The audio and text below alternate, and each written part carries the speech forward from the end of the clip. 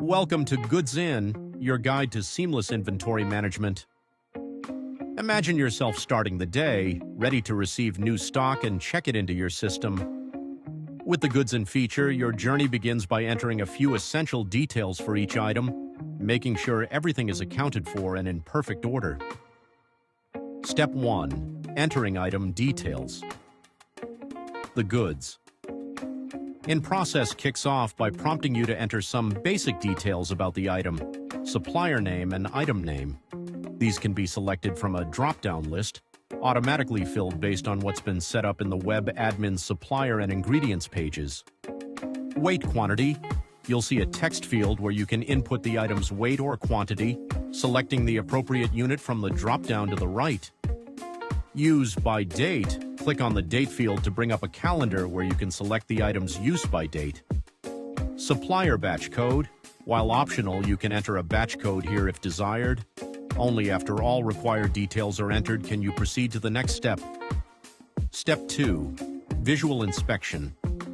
Now that the item details are in, it's time for a visual inspection. This is where you assess the condition of each item with your own eyes, accept or reject. If everything looks good, simply accept the item and move forward. But if there's an issue, maybe it's damaged or not up to standard, you can reject it. Adding comments. If rejected, you'll need to write a quick note explaining why you made that choice and what steps you took. Capture a photo. Want to add an extra layer of documentation? You can take a photo during the inspection, whether you accept or reject the item. Step 3. Temperature check. Some items, particularly perishable ones, need a temperature check. Here's how that works. Bluetooth or a manual entry. You can enter the temperature manually or use a Bluetooth probe for more precise hands-free input. Once connected, the app displays the reading. If you choose manual entry, a quick note section below the field allows you to explain why. Passing or failing the temperature check. If the temperature meets the required standard, you're all set to proceed. If not, you decide whether to accept or reject the item.